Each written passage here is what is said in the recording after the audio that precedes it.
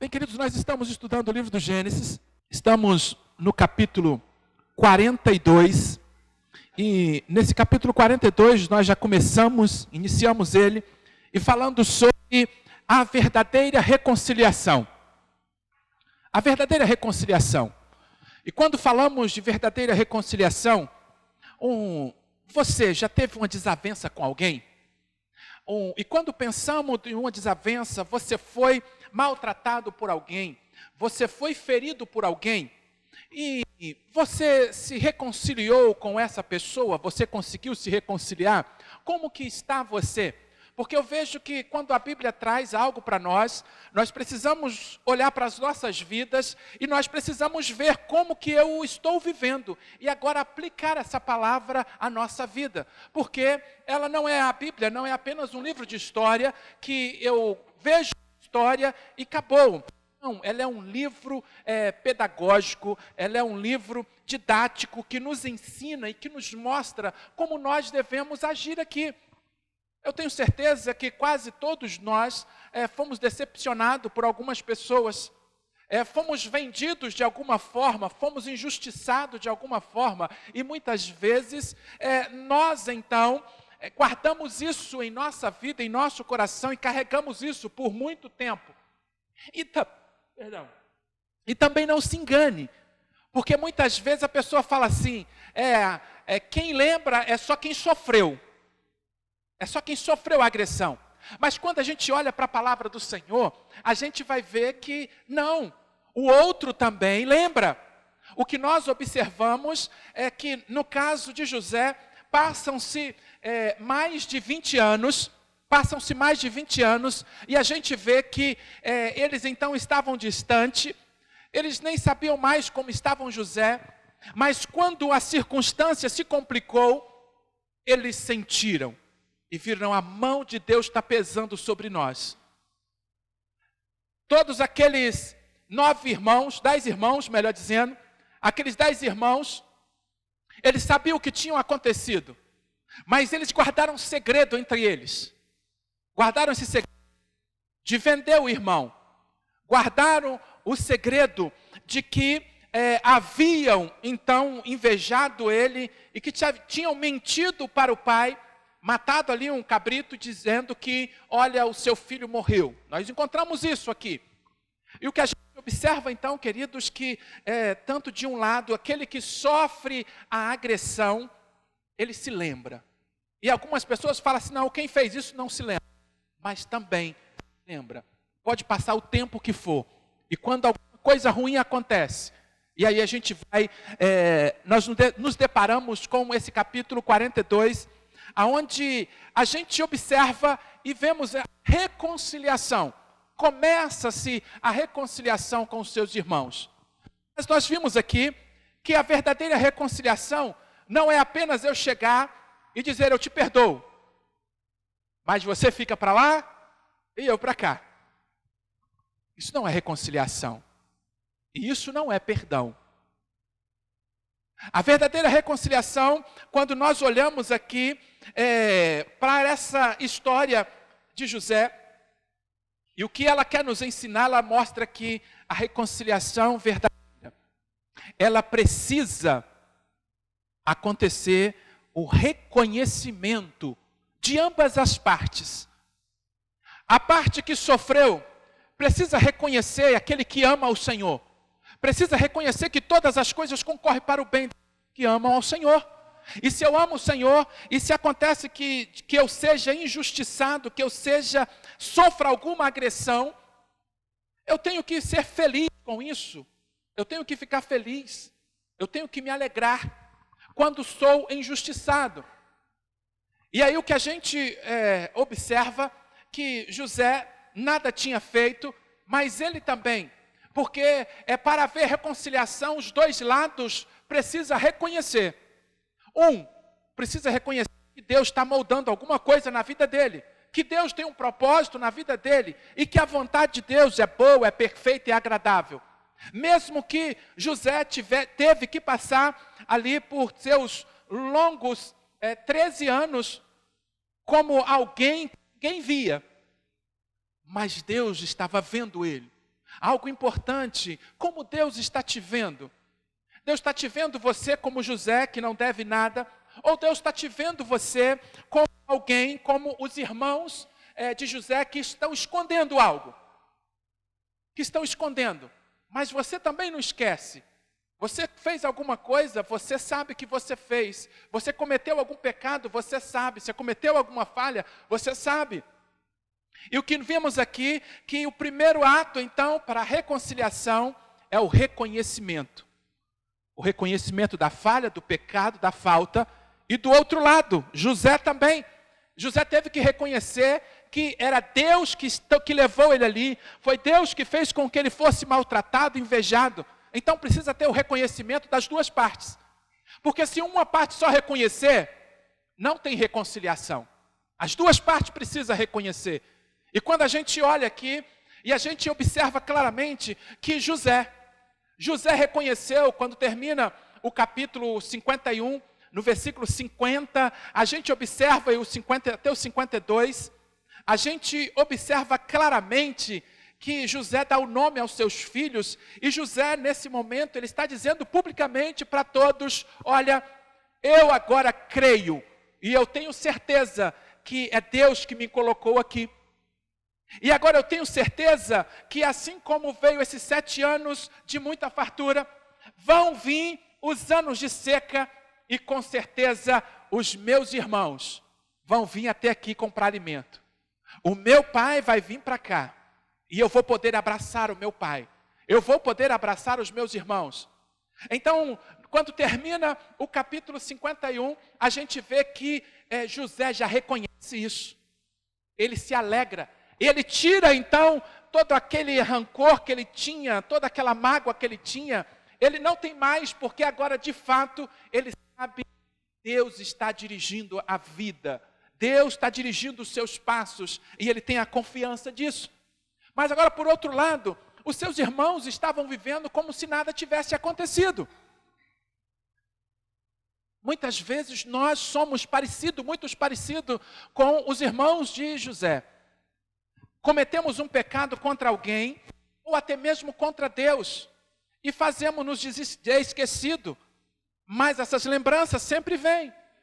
O que nós vemos então e observamos é que passam tanto tempo, mais de 20 anos, e aí se encontram ali, agora eles estão no Egito, foram buscar o seu alimento, e agora José reconhece os seus irmãos, e José então coloca ele 3 dias ali preso, porque disse, não, vocês são espiões, e tratou eles duramente. Sabia que muitas vezes, para nós reconhecermos as nossas falhas, Deus precisa tratar a gente duramente? Infelizmente. Deus muitas vezes precisa nos tratar duramente, precisa nos tratar severamente, para que a gente reconheça a falha. Porque quando a gente olha no capítulo 42, no versículo 11, somos todos filhos do mesmo homem, somos homens corretos, somos homens honestos, não temos erros, não temos falhas. Esse então é o sentimento deles, aqui no versículo 11 do capítulo 42. Nós somos homens retos, corretos, não, nós somos bons. Quantas vezes nós também nos achamos bons? Porque muitas vezes eu olho para o fulano, e eu digo assim, não, eu sou melhor do que aquele. Eu olho para o Beltrano, não, eu sou melhor também do que ele. Eu não faço isso que ele faz. Eu não faço isso que aquela faz. E por isso nos achamos melhores. E assim então eram os irmãos José. Eles se achavam bons, honestos, sinceros. Mas na verdade Deus não os via assim. Deus estava vendo eles como pecadores. Como alguém que não tinha reconhecido ainda a sua falha. Mas quando José trata asperamente, quando José coloca eles ali naquela prisão, 3 dias, e agora manda chamar eles, e de início José vai dizer, olha, só um de vocês vai voltar lá para a casa de vocês e vai trazer o seu irmão, e assim eu vou entender que vocês não são espiões. Mas depois José muda isso. José sabia que o caminho era perigoso, e se um só voltasse, não tinha como levar alimentação. e que a gente observa também José, que José tinha um coração amoroso. Ele sabia que os seus familiares estavam lá, se a comida não fosse, eles iam passar fome, podiam morrer. E José então ele diz, não, façam o seguinte, fica só um de vocês. Interessante que ele vai escolher quem fica, vai ficar Simeão. Simeão fica ali, e agora os outros vai, e agora eles pegam Simeão, amarra ele para todo mundo ver. Não estava de brincadeira, asperamente, como se trata um bandido mesmo, como se trata alguém que está devendo, e amarra ele, e aqueles homens vão.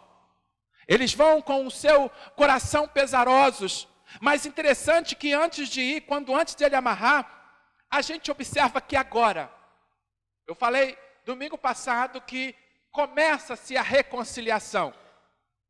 José já tinha reconhecido o reconhecimento de que era Deus que estava agindo na sua vida, Deus que estava agindo na história.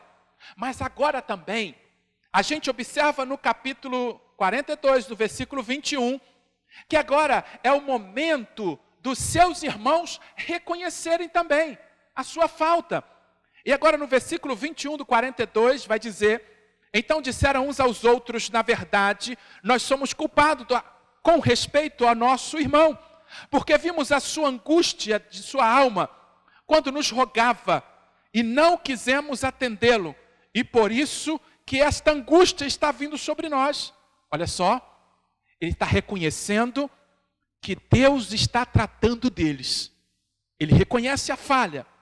E eles conversam um com o outro, e Rubens, no versículo 22, lhe respondeu, não vos dizia eu, não pequeis contra o menino? Mas não quiseste ouvir, por isso agora o seu sangue está sendo cobrado de nós. Quantas vezes não queremos ouvir quando alguém fala, perdoa? E eu já fui lá com alguém, e as pessoas, alguns já me disseram, quem perdoa é só Deus. É Deus que perdoa. Mas quando a gente olha para a palavra do Senhor, ela vai dizer que eu devo perdoar os outros assim como Deus me perdoou. E na própria oração do Pai Nosso, a gente vai observar Deus dizendo na oração ali, Jesus ensinando na oração, Ele está dizendo, Pai, perdoa os meus pecados, assim como eu tenho perdoado. E agora, queridos, nós então temos sim a obrigação de perdoar, porque se você não perdoa, a sua oração não é ouvida, porque há uma condição para que a sua oração seja respondida. Você precisa perdoar primeiro. Porque eu vou falar com o Senhor, me perdoa. Mas se eu não tiver perdoado Charles, quando eu for orar, ele vai olhar para mim, olha, você precisa perdoar o Charles. Se você não perdoar o Charles, eu não vou te perdoar também. Porque há uma condição. Mas eu vejo que, primeiro, eu preciso reconhecer a falha. Você sabia que muitas pessoas, elas falham e não reconhecem? Muitas pessoas são duras de coração. E o que a gente observa é que os irmãos de José, eles foram duros de coração. O irmão está clamando, não faça isso comigo, não me mate, não me jogue nesse poço. Eles jogaram ele, não, vamos te matar. E aí agora o que a gente observa, passa então aqueles homens ismaelitas, e agora eles vão dizer, não me venda, não, vamos vender sim, vendam ele. Que ele suma da nossa vida.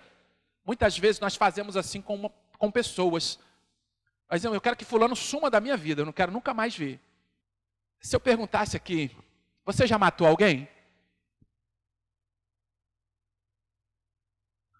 Eu já matei alguém. Eu já matei. Não de tiro, não com facada, mas do meu convívio. E a Bíblia, quem sabe aí o que está escrito em 1 João 3,16?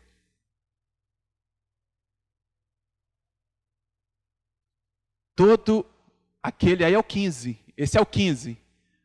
O 16.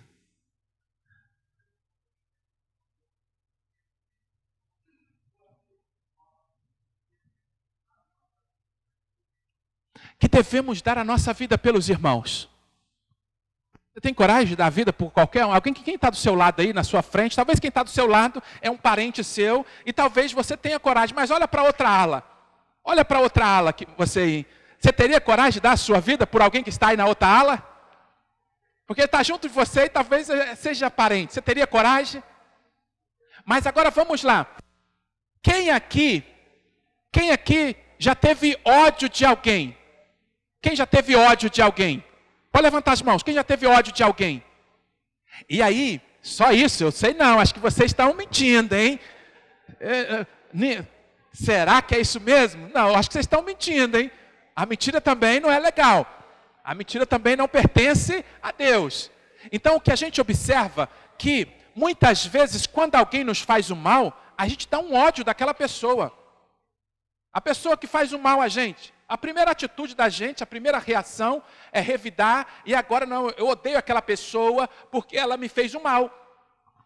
Mas a Bíblia então vai dizer, agora o que o Vaninho falou primeiro, 1 João 3,15, todo aquele que odeia o seu irmão é homicida.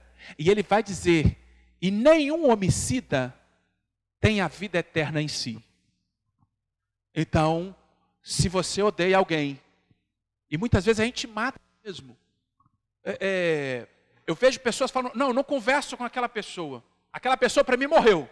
Alguém já viu isso? Já ouviu? Muitas vezes, fulano para mim morreu. E na verdade está matando a pessoa do seu convívio, do seu relacionamento. E a Bíblia vai dizer isso, que também isso é um homicídio. É um homicídio. E não tem entrada ao céu quem comete tal coisa, não tem a vida eterna em si.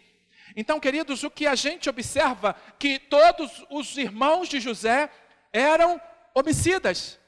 Eles mataram literalmente os seus irmãos quando eles os jogam para longe da sua vida. E passam-se 20 anos e eles não tinham reconhecimento disso. Mas quando chega aqui, agora sim eles reconhecem. Eles falaram uns com os outros. E Rubens, agora, eu não falei com vocês que não era para vocês fazerem isso? Então, queridos, para que haja a verdadeira reconciliação, é preciso que haja reconhecimento da falha, do pecado e da falta. E do outro lado, é preciso reconhecer que é Deus está agindo, é Deus me lapidando, é Deus então construindo algo em minha vida. E quando a gente caminha, agora aquele Simeão é amarrado e agora eles vão embora. Opa, não, nós vamos em casa, nós vamos alimentar e vamos levar alimento. E agora entra um momento de tranquilidade para eles. Mas ao chegar no meio do caminho, quando eles mexem ali nos sacos que eles levavam de alimento, de forragem para os animais, eles encontram o dinheiro que tinha pago. E ao encontrar esse dinheiro, e agora eles ficaram com medo. E no versículo 28, no final, o versículo 28, e disse a seus irmãos, minha prata foi devolvida, está aqui na bagagem. Então o coração deles desfaleceu. E tremendo, viraram-se uns para os outros, dizendo, que é isso que Deus nos faz. Quando eles vão dar forragem então para os seus animais, e eles olham ali, a prata que eles tinham pago pelo mantimento estava ali junto. E agora eles ficaram, o que Deus está a fazer conosco? O que Deus está fazendo? E eu vejo, queridos, que o que Deus está fazendo com você hoje? O que você está passando? Quais são as coisas que você está vivenciando? Quando eu olho para aquele momento, os 10 irmãos, eles agora ficaram preocupados e disse, o que é isso? Se essa prata está aqui, quem colocou essa prata? Será que é para nos acusar? Será que é para nos deixar como escravo do Egito? O que vamos fazer? E eu vejo, queridos, que agora entra uma tarefa difícil para os irmãos de José. Uma tarefa muito difícil. Primeiro, agora explicar ao pai. Pai, olha, o nosso irmão ficou lá. E nós temos que voltar para pegar mantimento. E nós temos que levar o nosso irmão mais novo. E era uma tarefa difícil. Mesmo que agora ele chega lá e vai falar para o pai, olha, e quando eles terminam de colocar também, despejar os mantimentos, eles encontram a prata de todos eles. E mais medo ainda tiveram. Quando viram que lá no versículo 35, e aconteceu que quando eles esvaziaram as bagagens, a bolsa com a prata de cada um estava em cada bagagem. Quando ele e seu pai viram suas bolsas com a prata, tiveram medo. Tiveram medo. E agora, por que tiveram medo? Porque viram como ele tinha tratado asperamente. E agora a gente observa que nesse momento eles tiveram medo porque a culpa continua. A culpa traz medo. Eu vejo que quando se bater um oficial de justiça lá na sua porta e você não sabe, mandando você comparecer lá no tribunal. E aí você vai fazer uma análise da sua vida. Será que o que eu fiz? E você fica preocupado. E aí muitas vezes você vai lá até procurar logo um advogado. Procurar um advogado porque como é que eu faço? Não, aí o advogado muitas vezes já tem essa experiência. Não, pode ser isso, pode ser aquilo. Mas eu vejo se a pessoa dever alguma coisa, ela já vai pensar, opa, me descobriram. Descobriram alguma coisa a meu respeito. E eu vejo, queridos, que assim então era o medo deles. E o medo agora porque aquela prata foi colocada de volta e eles disseram isso é para nos acusar. E eu vejo uma tarefa difícil, de agora ter que voltar lá e explicar aos oficiais porque haviam ficado com o dinheiro. Como explicar isso? Como iria explicar? Porque eles achavam que era a mão de Deus realmente pesando sobre eles. E eu vejo, queridos, que Deus, Ele trabalha de várias formas, de vários jeitos, e muitas vezes nós não compreendemos o que Deus está fazendo. Nós não compreendemos. Assim como José não compreendeu nos primeiros momentos, nos primeiros, vamos colocar, nos primeiros 13 anos, ele não compreendia o porquê daquilo ali. É tanto que 2 anos antes de ele subir ao trono, então se foi 2 anos antes, quando tinha 11 anos que ele estava lá, e quando ele revelou o sonho do copeiro e do padeiro, a gente observa que ele vai dizer para o copeiro, lembra de mim porque eu nada fiz para merecer isso. Nada fiz para merecer isso, estou aqui. Fale lá para o rei, interceda por mim. Fala para o faraó. A gente vê claramente, queridos, que muitas vezes nós então não conseguimos entender o que Deus está fazendo. Talvez você não entenda o que Deus está fazendo hoje na sua vida. Talvez algumas tribulações, talvez algumas falta de alguma coisa, talvez até uma enfermidade, problemas em casa, problemas no trabalho, e muitas vezes você não entende o que Deus está fazendo. E eu vejo que Deus Ele quer trabalhar em nós o tempo todo. Deus quer nos tornar melhor, Deus quer te tornar melhor. Então muitas vezes acontece um problema em casa, acontece um problema na família, um problema pessoal, acontece porque Deus, Ele está querendo e gritando. Eu vejo que quando Deus permite uma circunstância, é Deus gritando conosco, gritando dizendo, olha, volte para mim, me siga. É Deus gritando e dizendo para nós, olha, o caminho correto a se seguir é esse, não é esse caminho que você está seguindo. E quando nós nos voltamos para Deus, e eu vejo que as coisas vão se esclarecendo, se esclareceu primeiro para José, porque José era alguém que estava andando já com Deus, e revelado mais rápido a ele, mas aos seus irmãos tinha que passar ainda por algumas coisas, porque o primeiro fato que eles precisavam era reconhecer. E passou um momento agora que eles têm que voltar ali ao Egito, porque o mantimento acabou. Mas agora, como terminou ali, eles estavam com medo de voltar. E agora, quando estava já findando mesmo, e foram prolongando, e agora até que Judá entra para solucionar o caso. Judá entra e fala assim, olha, a comida está acabando e nós precisamos voltar, nós vamos todos morrer. Mas o que eu vejo também nesse contexto, querido, que Deus fala conosco, é que muitas vezes nós estamos tão bitolados, tão fechados para aquilo que Deus quer. Nós temos as nossas preferências e muitas vezes vamos deixar outros morrerem, mas nós então não redamos o pé. O que a gente observa então nesse contexto, também do capítulo 43, a gente observa que acabou-se o mantimento, estava se acabando, todo mundo morrendo. Mas agora, a preocupação de Jacó era apenas com Benjamim, apenas com uma pessoa, esquecendo que todos os outros, se ele não levasse o seu filho lá, se ele não deixasse seu filho partir, todos os outros dos seus familiares iriam morrer. Ele continuava dando preferência apenas a Benjamim. E eu vejo que essa é uma falha. Nós não podemos, de forma alguma, dar a preferência somente a um filho. E ele então não se preocupou em momento nenhum, que Simeão era filho dele também, que estava preso lá, continuasse preso.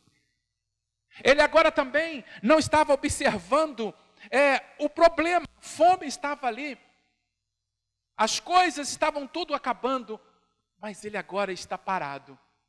Ele deixou que a circunstância o neutralizasse. Quantas vezes nós nos encontramos em uma circunstância que ela nos neutraliza?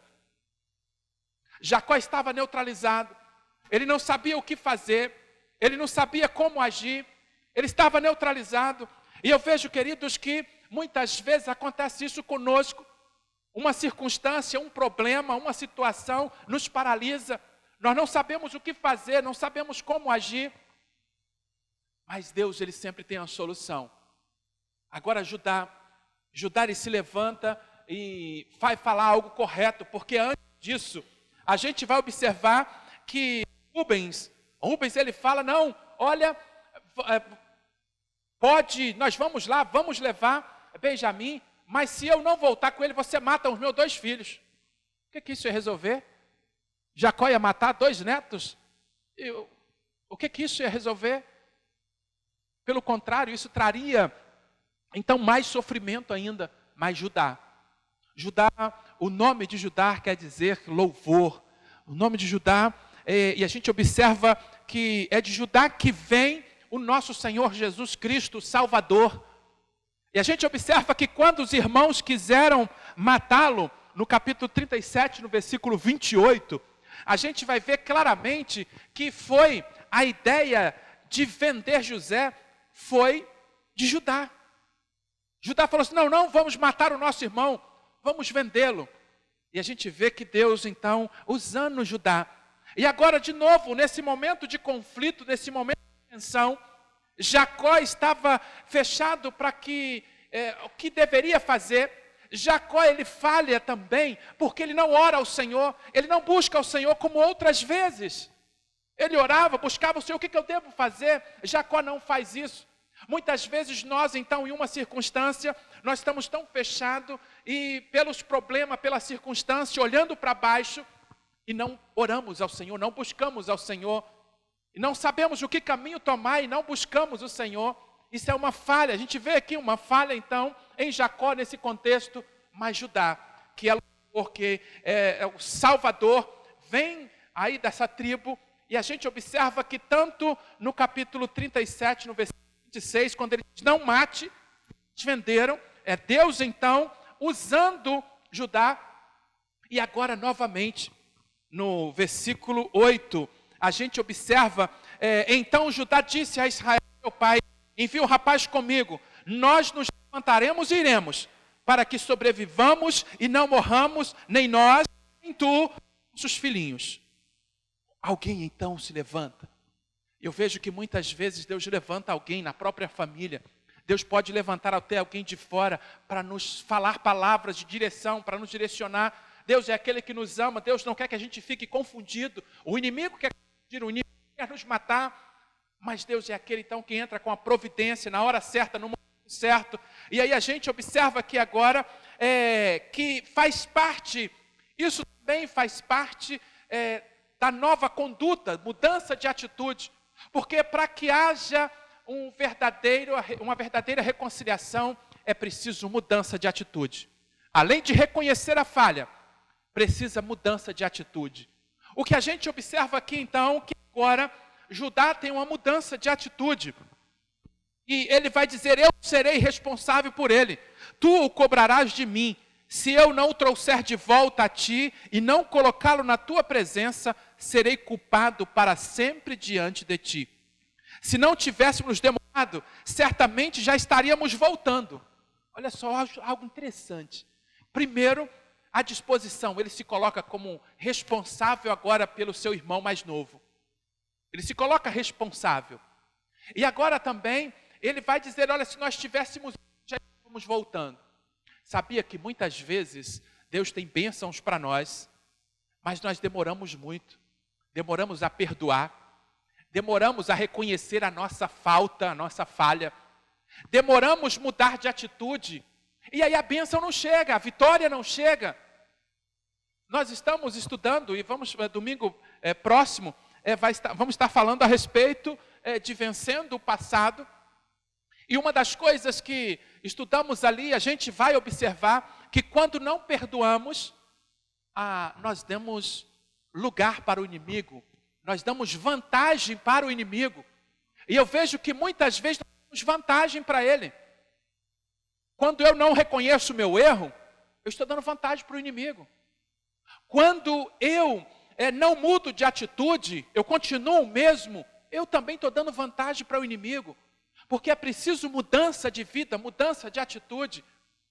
E quando há essa mudança de atitude, mesmo nos momentos críticos, mesmo em momentos onde a coisa está difícil, nós precisamos tomar uma decisão sensata. Rubens toma uma decisão insensata, mas aqui ele toma uma decisão sensata. E ele diz, não, eu vou ser responsável. E a gente vai observar que ele cumpre também. Ele não só coloca isso no coração, mas ele cumpre. Porque quando ele chega ali, e agora aquela tensão, até chegar ali na casa novamente para buscar o mantimento, a tensão foi grande. A tensão foi muito grande, mas quando eles chegam ali, eles são recebidos bem. Eles vão para a casa de José, para a casa do governador do Egito. Eles ficaram com medo no primeiro momento. E foram logo falar, olha, nós encontramos a prata e nós trouxemos a prata de novo. Mas aí falou assim, olha, não se preocupem. É o Deus do seu pai. É Ele que está abençoando vocês. Foi Ele que abençoou vocês. Não se preocupe com isso. Mas aí, o que a gente observa que eles agora chegam na casa, Simeão vem ali com eles, eles se alimentam, e agora tudo parecia estar resolvido. Está tudo bem. Está tudo tranquilo. E eu vejo, queridos, que nós precisamos ter um cuidado quando tudo está tranquilo. Quando achamos que há alegria.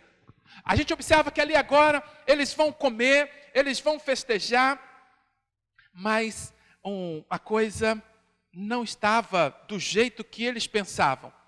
Quando termina o versículo 43, o versículo 34 diz assim, então ele mandou servir-lhes das porções que estavam diante dele.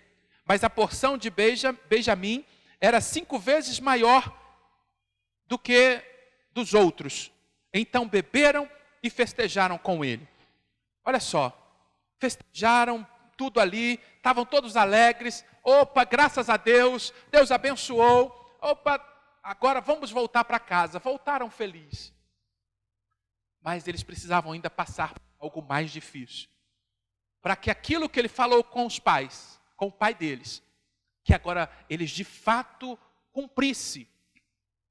E eu, queridos, que José, no capítulo 44, manda colocar uma taça de prata no saco de mantimentos aonde estava Benjamim.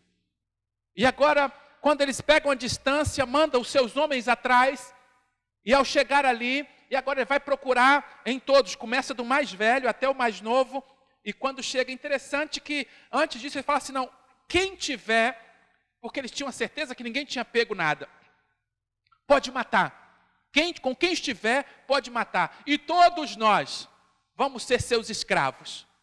Então ele vai dizer, seja como vocês estão dizendo. Mas ele falou assim, não, mas vamos fazer o seguinte, somente a pessoa com quem tiver, só ele vai se tornar escravo de José. E aí tá bom, foi olhando. Quando chegou no último, em Benjamim, estava lá aquela taça. E agora eles rasgaram as suas vestes. E esse ato de rasgar as vestes é um ato de se humilhar. Deus deseja, querido, que nós estejamos humilhados diante dele, reconhecendo a grandeza dele, o poder dele. Como que você está diante de Deus? Você reconhece que é ele que dá tudo? Você tem colocado ele diante da sua vida como alguém de fato importante, como alguém que tem o primeiro lugar? Que lugar Deus está na sua vida? Eu vejo que esse ato de rasgar as vestes, eles estão agora se humilhando. E eles disseram, que isso que nos sobreveio? E agora eles voltam para a casa de Faraó. E agora, sem saber o que fazer, sem saber como encarar ele. E aí no versículo 13 do 44, vai dizer, então eles rasgaram suas roupas, então todos, não só um. Cada um pôs a carga no seu jumento e voltaram à cidade. Judá chegou com seus irmãos à casa de José, pois ele ainda estava lá, e eles se prostraram em terra diante dele. E logo José lhes perguntou, o que é isto que fizeste? Não sabeis que um homem como eu muito bem pode adivinhar? Queridos, o que vemos aqui agora, nesse momento, é aquilo que Deus ele quer de nós. Quantas vezes você falou, não, Deus é o meu Senhor, Deus é o meu Salvador. Quantas vezes você falou que iria ter um compromisso de ler a Bíblia? Quantas vezes você fez um compromisso com Deus de dizer assim, não, eu vou buscar o Senhor esse ano eu vou ser um crente melhor. Quantas coisas você prometeu a Deus e muitas vezes não cumpre. Mas quando a gente olha para esse contexto agora, a gente vai observar do versículo 16 até o versículo 34, a gente vai ver agora alguém humilhado diante de José, alguém prostrado diante de José, e alguém dizendo, olha, eu não posso voltar à casa do meu pai, porque meu pai está velho, ele não aguenta mais isso, e olha, eu fico no lugar do meu irmão, você pode fazer o que quiser comigo, mas deixa ele voltar, porque senão o meu pai não vai aguentar isso, e eu prometi. Isso é fantástico, querido. Aquilo que ele prometeu ao pai, agora diante de uma dificuldade como essa, ele cumpre. E eu vejo que Deus espera isso de nós. Aquilo que você promete a Deus, você precisa cumprir, nós precisamos cumprir. Será que você tem cumprido? Quando você diz, não, eu não vou fazer mais isso, pensar que não, você está fazendo, então você não está cumprindo. Como que está você diante das promessas que você tem feito a Deus? Quando eu olho aqui para Judá, Judá é alguém agora que se compromete, é o protagonista agora desse momento. O protagonista desse momento é Judá, porque Judá ele vai dizer, eu vou honrar o meu pai, eu vou fazer aquilo que meu pai, então, eu prometi a ele. Quantas vezes nós prometemos algo a Deus e não cumprimos? Quantas vezes prometemos fidelidade? Quantas vezes prometemos, não, eu não vou errar mais nisso aqui, e não cumprimos? Deus se entristece com isso. Mas nós vemos aqui, que eu e você, nós precisamos seguir o exemplo de Judá. Judá, então, ele se compromete com a palavra. E eu vejo que a palavra dele foi tão comovente. Primeiro ele rasga as suas vestes, mas eu vejo ele alguém prostrado diante de José, e clamando por José e dizendo a José, ao ponto de José não aguentar mais. Quando termina o versículo 34, como, pois, subirei a meu pai, se o menino não for comigo? Não quero ver o mal que sobrevirá a meu pai. E eu vejo que ao ouvir isso, a gente vai observar que José não aguentou. José não aguentou ouvir tal coisa. E ele então chora. E agora, esse é o momento da reconciliação. É o momento de fato quando nós estamos prostrados diante de Deus, reconhecendo a falha, reconhecendo o pecado, e agora buscando agradar a Deus. Você tem buscado agradar a Deus? Ou você tem feito as suas próprias vontades? Havia uma grande preocupação com o pai, mas você tem que ter uma preocupação, porque Deus criou cada um de nós para louvor da sua glória. E eu vejo, queridos, que nós temos que ter um cuidado. Não tenho tendo problema nenhum na minha vida. Mas se você morrer agora, para onde você iria? E eu vejo, queridos, que quando olhamos para a palavra do Senhor, Lucas 17, do 26 ao 30, e ele vai dizer para nós, Lucas 17, do 26 ao 30, olha, assim como foi nos dias de Noé, será a vinda do Filho do Homem. As pessoas se davam em casamento, as pessoas se festejavam, as pessoas estavam na maior alegria, mas veio logo uma grande tribulação. Ele fala também, assim como em Sodoma e Gomorra, todos festejavam, todos estavam também vivendo as suas vidas de qualquer forma, sem se preocupar com a vontade de Deus, e veio também uma repentina destruição. E ele fala no versículo 30, assim será a volta do Filho de Deus. Assim será. Então tenha cuidado, porque talvez você possa dizer assim, não, está tranquilo, estou tranquilo, está tudo bem, as minhas finanças estão bem, a minha casa está tudo bem, mas você precisa olhar para você, como que está você diante de Deus. Eles pensavam que estava tudo bem, mas eles ainda não tinham se reconciliado. Eu pergunto a você, você está reconciliado com Deus? Deus deseja que nós nos reconciliamos com Ele.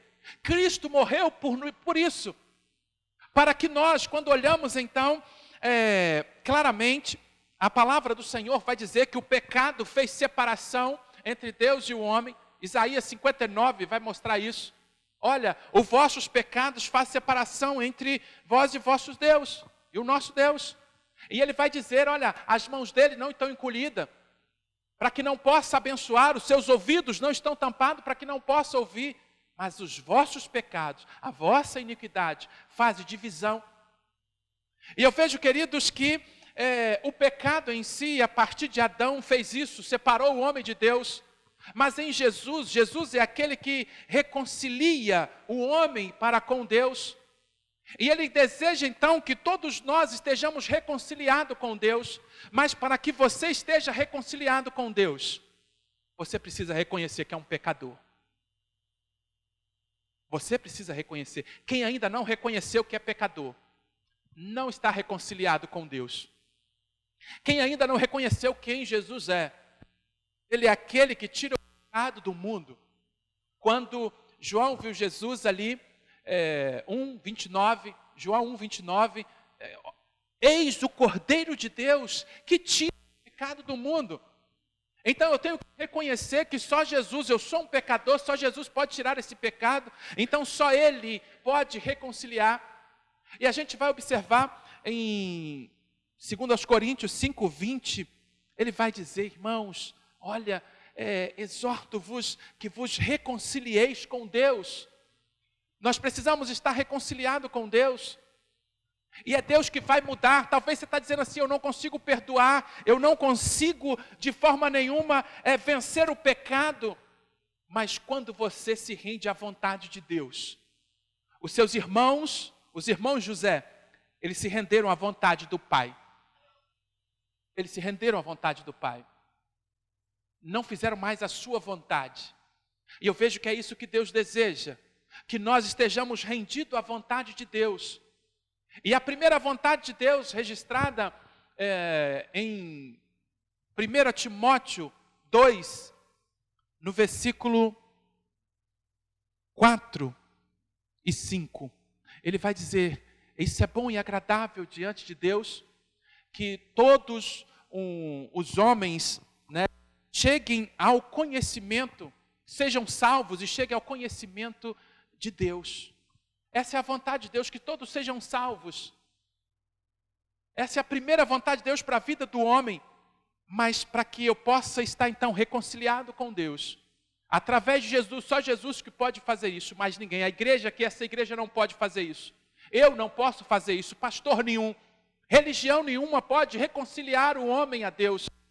Interessante que a religião, quando a gente vê, a gente vai estudar, é o religarem, e dizendo que a religião é ela que religa a Deus, mas a gente sabe que a religião não pode religar a Deus, porque somente Jesus pode fazer isso. Só Jesus. E por isso que Ele morreu no seu lugar, Ele morreu no nosso lugar, para pagar pelos nossos pecados, para nos reconciliar com Deus. E eu vejo que agora você precisa analisar a sua vida. Será que você já reconheceu quem você é? Reconheceu que você é um pecador? Você já reconhece, então, os pecados que tem feito, que você fez para alguém também? Porque eu vejo que eu preciso reconhecer diante de Deus, mas a minha comunhão com Deus, ela se dá na vertical e também na horizontal. Não tem como eu dizer que estou reconciliado com Deus, se eu não perdoei alguém que me ofendeu. Mas se eu não estou conseguindo aqui, nessa horizontal, tem pessoas que você não consegue olhar no olho. Tem pessoa que você não consegue perdoar de forma nenhuma. Então você precisa de Deus na sua vida primeiro. Porque Deus na sua vida é que vai te ajudar a vencer todas as coisas. Porque sozinho não conseguimos.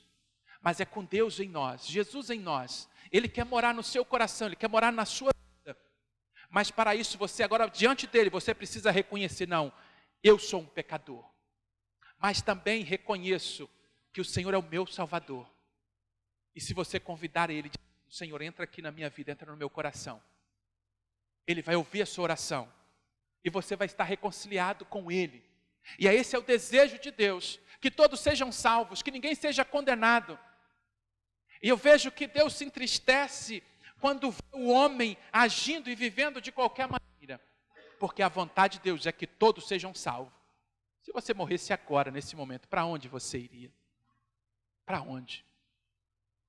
Para onde Deus de fato te mandaria? E aí, feche os seus olhos neste momento.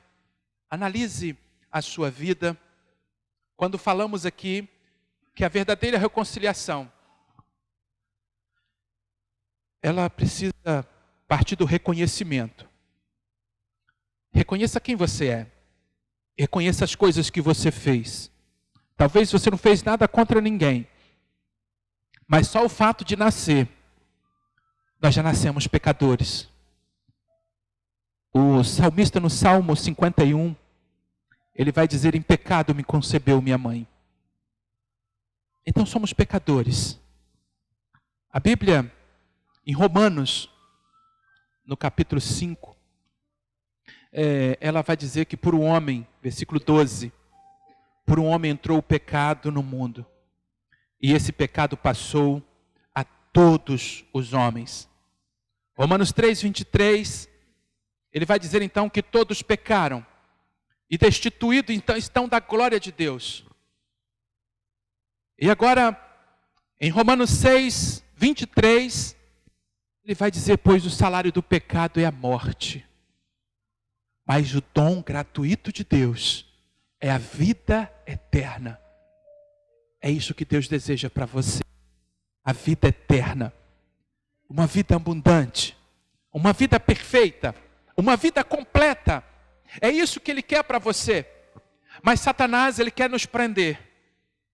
Quer prender no ódio, ele quer nos prender ao passado, a mágoas, ele quer nos prender a ressentimentos, ele quer te prender em coisas que aconteceram lá atrás.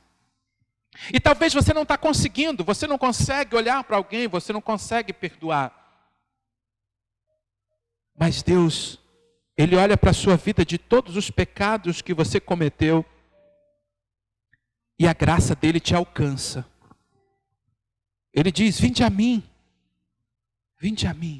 todos que estão cansados, sobrecarregados, vinde a mim, eu vos aliviarei.